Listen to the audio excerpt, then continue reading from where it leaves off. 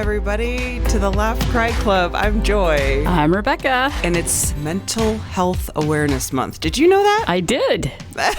Did all of our listeners know that? Did our listeners know that? May is a great month. It is Mental Health Awareness Month. And the theme for this month is More Good Days Together, which I really like that. Yeah. Togetherness feels elusive. I think especially since the pandemic, there's been less of like the normalcy of getting together in groups. And we kind of like stepped back from that. And it's taken a while. Even though it's been 6 years, I still feel the remnants of that. So I think it's a good conversation to have for Mental Health Awareness Month. Yeah, 6 years is a long time, but honestly, I don't know. It feels like it was just 2 or 3 years ago for me. I mean, isn't that crazy? Time is weird. So today we're going to talk about like what is Mental Health Awareness Month? What does that even mean? It's pretty big. Like, oh yeah, I can be aware of my mental health. But we obviously are aware of it because we work in the field every day. But just what does that mean to you? Share some ideas that we might have. Encourage you all to seek some things out. There's a really great website put out by the Mental Health America, which is it's not a government agency, it's a nonprofit org. And the website is mhanational.org. It is US based primarily. So if you live in another country, I'm sure you can find something in your country as well, or you can look at this too, because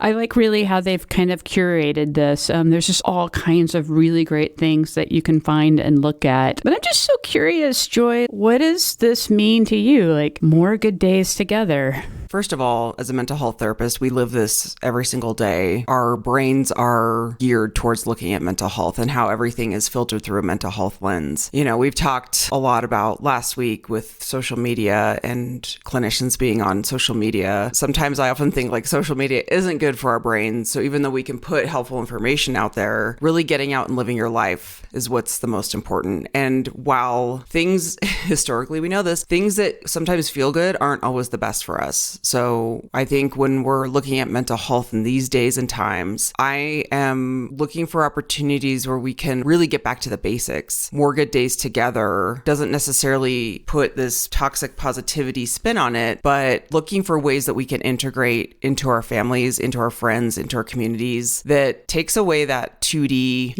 option and integrates us into the more 3D relationships, which for someone who is maybe more introverted or struggles with symptoms of depression, it sometimes feels really hard to get the wheels turning to go and do that.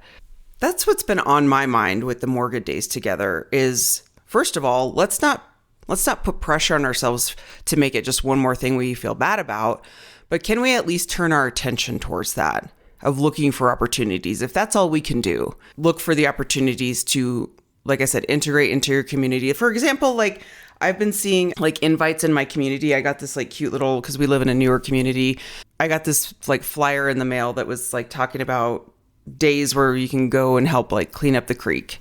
There's like a cute little creek in our neighborhood. And I'm like, that's a great way to get out. It feels a little laborious and like that might feel exhausting, but that to me feels like, oh, there's an opportunity where I can put it on my calendar and hopefully it works out to where, weather cooperates, whatever. But I'm not going to worry about whether I go or not, or whether I commit to it or not. But just like having that in my mind is an opportunity. Looking for an opportunity. Yeah. Yeah. Like you don't have to do it. Like you can even set to yourself the intent that I plan to do that, but check in yourself as the day gets closer, and then you may not feel up to it, and it's okay to say like I can't do this. Right, and that's also information where we're like, okay, maybe I can't. Maybe that was too lofty of a goal. Let's scale it back a little bit. So instead of going to this group event with all these people that I don't know, and that might feel intimidating, but another opportunity that I did this morning, and I didn't even think about it, but I was like, oh my gosh, that was almost like, I almost discounted this, but I was on my dog walk and I picked up a few pieces of trash and I threw them away. Like that is something. Let's give ourselves credit where credit is due. So also Mental Health Awareness Month of More Good Days Together is giving yourself credit for the things that you're doing. And let's celebrate the wins that you do every single day. It may feel silly, but we are a community together. We are a community in the Laugh Cry Club. And I think we need to celebrate, especially this month for this focus of Mental Health Awareness Month, celebrate the things you're already doing, because it is just hard being a human in these days and times. Yeah, I think so. I'm so glad you called out like the celebrations. I think we forget to celebrate ourselves so much. People tend to celebrate us before we celebrate ourselves. Oh, totally. We never give ourselves the credit. Like, Never. Rebecca, do you have at least like talk about the inner voice? We all have the inner critic. We all have the ego. We all have the inner critic that's like telling us like the inner narrative throughout the day. Would you say yours is more positive, negative, neutral? Where does it lean throughout the day for your inner dialogue? I think it's more neutral now, but it's only because of how, my age and how much work I've done and just being self-aware of it. I think I've got to a place now where I feel pretty confident in my abilities. Not that it's an overconfidence. I feel like I earned like all the scratches and scrapes that came along with it, but that I feel there are certain things I feel very confident in. And if somebody really doubted me, I would probably question their aspects of it. But then, they just always creep in, like the second guessing, like, should I have worded that email or message that way? Or sometimes even getting caught up in like, instead of just sending the message, trying to reword it like 3 different times because you're so, or I'm so worried about how the other person receives the message, right? So that's another way of an inner critic. I'm not necessarily talking bad about myself, but I am doubting, my ability at that point. Yeah. How about you? It's the same. I think as we get older and we learn to tame that voice a little bit better, at least for me, it's taken some time. I realize that voice served its purpose for the ages that I was in, whether it motivated me, but I do think there's a level of maturity that like as you age and as you learn and as you grow, putting yourself down or having that negativity and like bashing yourself is just, it doesn't go anywhere good. It doesn't go anywhere good.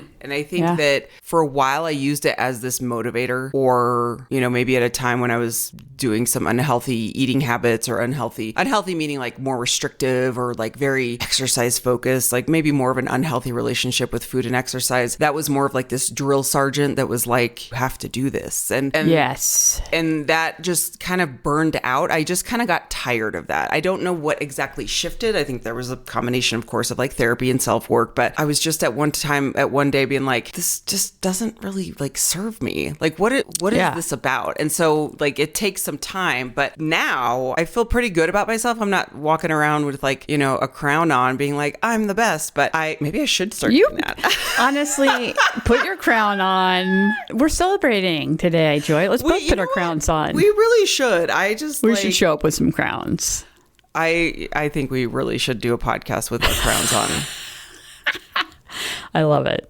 Like that is actually like, let's just make that the official hat of the club, is like the crown. Like Taylor Swift in You Need to Calm Down. She says we've all got crowns. So yeah, you need to calm down. But the human experience will come with criticism. In the inner critic, it will come with outside criticism. It will come with inside criticism. So I don't think there's like a magic answer, but to normalize it for people, like this is going to happen. This will be in your brain because it's what we do. It's a level of, self-protection that we think is like helping us. But let's just all agree that if you're having a hard time with that you will maybe just turn it off for a minute. If you can turn it off for, if you can do a day, great. But if you can't do a day, if you can do it a minute, if you can do an hour, where you're going to be like, I'm just going to be nice to myself for this period of time. That's important. When I think about this more good days together, I have this little part of me that's kind of like, oh, here we go. It's like we have more good days and let's just throw the together on there, right? Because I think that's the place in this world. Like everything I see, it's like, oh, we should all be together. It's just so interesting where we are. We're all talking about how we need to be together, but we're yet so divided, specifically, and I'm talking about this country. So we all know it, but we just continue to be pretty divisive. I just find that just sometimes kind of comical in my brain. But when I think about what this means to me, I think about it kind of on a macro and micro level. And so for our listeners, one thing, especially, I'm a social worker, so we are trained in micro, macro, and meso levels of systems. And I think about like the macro level is like big picture for everybody. Like what's the big thing happening happening like in the world, communities. And the micro is me. What's going on with me is how I'm looking at it. So I'm thinking about mental health broadly in terms of maybe access to everything, how systems work. And then I'm also thinking about it on this level of internally, like the inner critic and things like that, on how I can improve my own mental health. And I like that I think sometimes we focus so much on our own internal mental health, but it's so important that we also consider like maybe our neighbors' mental health, our communities. What's our community's mental health well-being score, essentially? Like, are we doing okay as a community? Right. If you can expand your vision, because guess what? Our egos are really strong. Yeah. And we get so focused on us and what we're doing at all times that continuing to broaden the view of your circle is really helpful. It is so helpful to think, and I know we've mentioned this before, but if you're ever, I think Chelsea used to say this, like if you're having a hard time, like go big, like go outside, expand your view, go big to get small, like go big to like really focus on the larger picture, to get out of your head, to take a break from that internal chatter. I know for myself, like anytime I wake up, if I'm like having a hard day, woke up on the wrong side of the bed, I immediately am like, okay, what can I do for someone else today? Because it just gets you out of this like internal spin. I also want to call out, like, it's not always the point is, and this is very mindfulness based, it's not always the point of, I got to feel better right away, but it's just these tiny shifts to start a different habit, to start a different behaviors, to start a different path. I always love the visual. I can't remember where I heard this. Maybe you said it, but like if a plane goes off course like 1 degree, it ends up in like a completely different country type. You know what I mean? Like the smallest shift of direction could derail you. Yeah. Is like makes a huge impact. Yeah. These are the things that I want us to focus on, especially during Mental Health Awareness Month. More good days. And the Together can also look at the big picture of your community, of thinking of other people, of looking for opportunities to interact with other people. It still goes back to like interacting with randos and like how much fun it is to commune with other people. It is fun. I was able to commune with other people this weekend. I went to goat yoga and I went with some people I know. Went to goat yoga? Yeah, I did. This is my second time. I'm a fan. They had baby goats, were so cute. But I went with people I knew, but I also loved being there, just watching other people. And everyone was smiling and laughing. It was by this mom and this young girl. People bring their kids. And the kids, it's just so fascinating to watch them. And I didn't know them. I didn't really have conversations. I talked to maybe a few people, but just even being around them sometimes is helpful. Just lifts your spirits. Plus you're around animals, which is always good. Yeah. So we were doing yoga, which is like meditation, mindfulness, good for your body, and also being surrounded by really cute animals. I mean, that's honestly, it was a perfect way to start May, Mental Health Month. That's such that is such a good way to start Mental Health Month. I mean, yeah, that brings me a lot of joy just to think about that. Like if you have an animal, you can observe them of what great examples they are for mindfulness, for being calm, being alert when you need to be alert, but then calming when you can be calm and trusting. So we have a lot to learn from. That's why I love dog training. You know what? When you were just thinking about your dogs, you just sighed out. Yeah. I saw your central nervous system just totally center and decompress. I was just thinking about them on my bed right now because I was like, they're sleeping on my bed right now. They're just like... We had a great walk this morning, and now they're just relaxing. Our brains are so powerful, right? That's just another way of resetting. And I just wanted to point it out because I saw you do it. Yeah, it was so clear. You're you were thinking, I could see you're visualizing them, and then you're just like...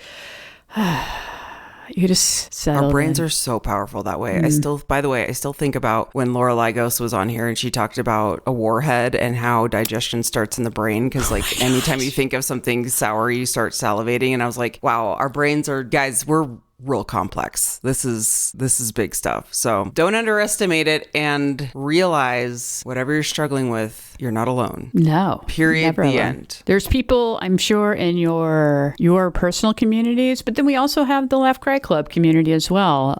So we're all here together every week. We all come together and listen, and we may not know each other, but we're here. We're all here together.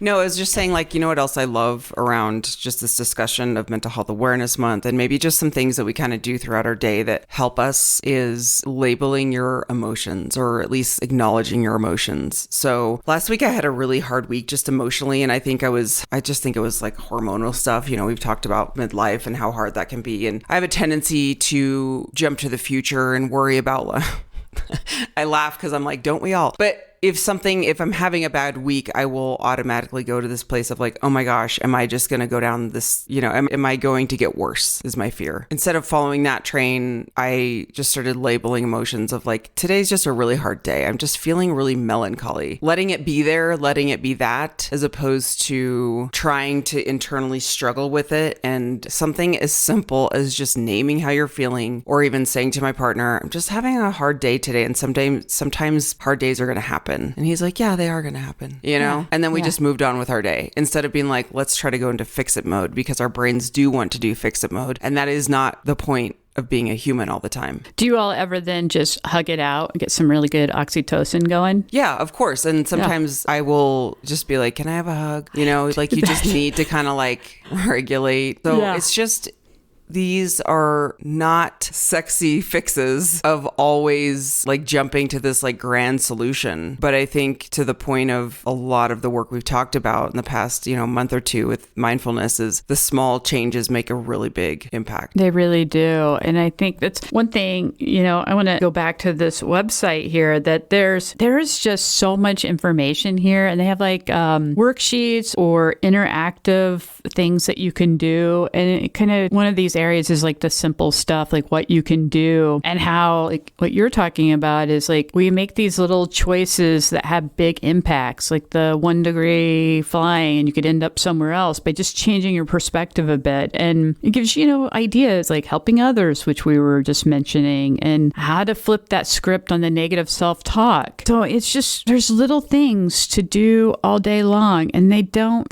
take up bandwidth from you, really. Yeah. But I think the struggle, at least that I've had for the change, is getting started, that like the creating new habits. But the small micro changes is really what I've noticed is like the bigger impact. And so if you can do, like, think of it like we've said before, is like you're training for something like a race, and you put this in your schedule as if you were training for it, because you essentially are. It's just not like this, building muscle where you see the gains. It's just this, you may see the gains, but in a different way, where you all of a sudden feel this mental shift of like, oh, wait a minute, I'm noticing I'm not spiraling like I used to. The important thing, especially around mindfulness or taking these brief moments to name how you're feeling, and just being consistent with any type of practice, whether it be going for a quick walk outside, taking some deep breaths. It's not that you're trying to relax. I want to be very clear about that. We're not trying to relax. We're just trying to shift your brain to focus on something else. The shifting is what is important here. I think a lot of people think of mindfulness as like getting into this deep state of relaxation. No, mindfulness is being able to do reps to continue to shift your focus. And that takes a lot of work, because our brains are just default mode network, going to the worst case scenario. I mean, it's really good at doing a default. And this is actually a thing. The default mode network is actually a thing of what your brain does. So we have to work extra hard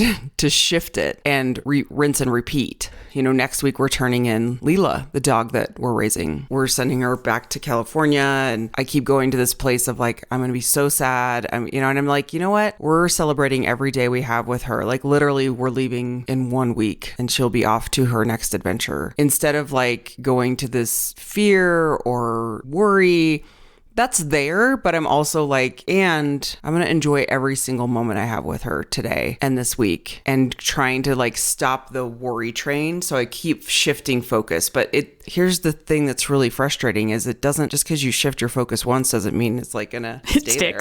You have to keep doing it. You have to keep doing it. Well, it's just like, so that's something that you, in a way, fear. I know that it's part of the process, but there is some fear associated, like, oh, she's not going to be, or sadness, like she's not going to be in my life anymore. It's just like negative self-talk. Anything that's kind of negative, our brain loves to hang on to it. Loves it. And it's just like the warhead, or if I tell you all to think about a lemon, like you cut a lemon and you're putting it in your mouth, Joy just squeezed her face up because she had the sour. And now you're probably, if if we keep talking about lemons, you're probably going to start salivating. All of a sudden now my salvation gland. My salvation. What is it? Your Salvatory? your salivary glands. That's hilarious. That's so great. There's a laugh for you all. They're going, and it's just an example of like we hang on to things. Once an image or something hits us, boom, we're there. But these other, like the shifting, it's so much harder. But I think it's so true, Joy. Like you're saying, it's like don't think of it like this huge, massive undertaking. It's a shift. It's like walk outside, change your room, turn the light on, turn it off. Right. I don't know. Stand up. Something. Take some deep breaths, shake your hands, like Yeah. look at, like have some awareness. And the other thing that's really helpful that people are probably familiar with, this is pretty common, is like the 5, 4, 3, 2, 1 sensory grounding, where, if you've done therapy, I guarantee you the therapist has probably said like, pick out 5 things you see, 4 things you feel. And you don't have to go through every single one, like number by number, but it's basically interacting with your senses, and that is super powerful. Something that I mentioned at the Laura Lygos episode as well was like, this is more related to mindful eating, but I still think about this. It's a practice that really you can kind of apply it and translate it into other areas of your life. But if you do hold a piece of food, like, I don't know, an almond, or just grab something out of a chip, grab whatever you're doing next. I just want you to hold on to that chip, cracker, piece of food, raisin, whatever.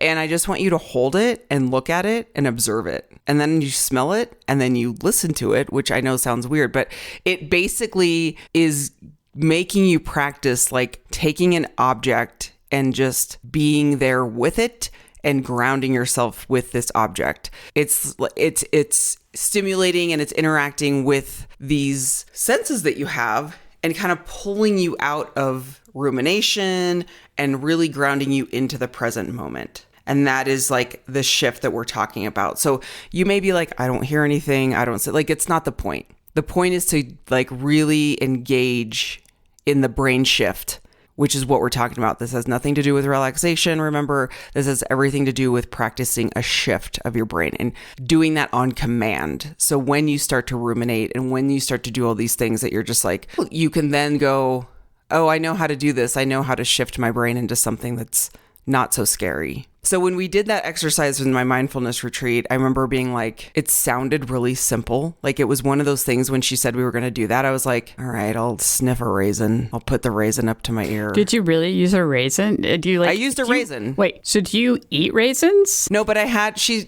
mentioned the raisin exercise. So because I'm a good student, I think I had this trail mix. So I just picked a raisin out of my trail mix. Do you generally eat the raisin in the trail mix? Yeah, I don't. Okay, I don't not like raisins. Or like, this is just. So I raisins are kind of, people like them or like, wait, hate I was them. like, are these, is this a divisive food that I didn't know? Yeah, it's divisive to me. It's not like I was doing this with like anchovies or Which something. type of raisin? Was this a golden raisin? A regular raisin? I think it was a regular raisin. Probably. Golden raisins they're not, they're delish.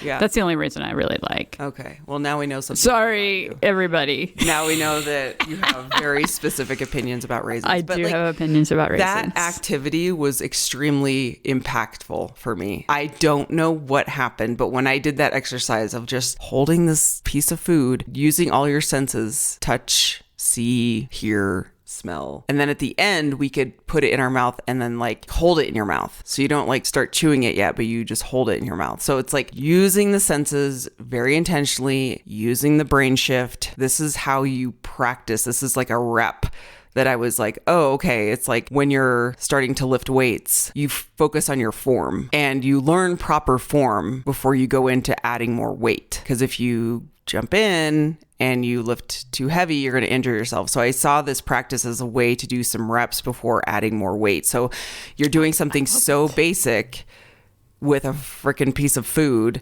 that like seems benign, seems super simple, seems kind of dumb maybe if you're like, oh, that's, whatever. But that was something where I'm like, now I get it, because it is teaching you proper form before you go out into your day and get hit with these wholly negative thoughts that are like, crap, I can't even control this. You have the proper form to then go, I know what to do here. I can visualize this too. Mm-hmm. Doing the reps. Mm-hmm. Yeah, You know, when you so- were having this, talking about the raisin, my mind went to, I'm like, where is the one place that I feel super mindful? This may be weird for everybody. It's at the doctor's office. Oh. Like when you go to your little room and you're waiting in there. It's like I have my phone, but I'm like, I don't want to look at this phone. So I Yeah, just... sometimes I feel self-conscious being on my phone because they're like, don't use your phone. It says, here. don't use your cell phone here. It's all over, right? So I'm like, Yeah. okay. And because I like to follow the rules. We're rule followers, yeah. I am like, I will not be on my phone. So I just sit there and I look around and, you know, the little things that check your ear on the wall. I'm looking at that. I'm reading things. I'm curious about like the paper on the table. Like, Yeah. is it, how wrinkled is it? I can hear the doctor maybe a few doors down talking. Wow, I get really mindful in a doctor's office. It's So you kind can of weird. think of like that's a rep that you have put I got in. to go to the doctor all the time now. Yeah. But yeah, that's cool. I like that. Well, wrapping up our episode on Mental Health Awareness Month, you just had a birthday, and I also want to celebrate your birthday. Oh, And if thank you have any, I don't know, I feel like sometimes when we have a birthday, we have reflections. Anything that you want to share that you were like, oh, I felt like this for this birthday, or anything fun that you want to share that you did. You know, it just kind of was another day. I had a really nice cake from this like Paris bakery type place that's Love a good newer. birthday cake. You know, it was a mocha cake and it had like a buttercream. I'm like, holy hell, this is delicious. Is your jam chocolate? Like, do you love a chocolate anything? I like What's your chocolate, but like my jam is a German chocolate cake. My fave. Yes. So good. But I also do like a white cake with like white frosting. So I would, You know, yeah. like the sheet cakes from when you were growing up with like the old school frosting is just Yes. beat It was You so can't good. beat it. Yes, it was so good. I like cakes, but I also don't like them to be too rich. It was a little rich, but it's all right. I made my way through it. You survived. I survived and I savored every last bite of it. It was so good. But yeah, I wasn't sure how I was going to feel. It was just another day and feeling pretty good. We're here. Yeah, we're here and We're here. We're doing life. we're doing life. Aging And is a privilege, even though, you know, as I continue to age, I'm like not loving all the gray hair that I have all the time. Not loving this to see the new wrinkles I get, but I just keep thinking like aging is a privilege. I think we just need to really embrace that. yeah, I mean, and then then that probably brings up negative thoughts for you about yourself. It does, and that's why I kind of paused because I thought about the Met Gala.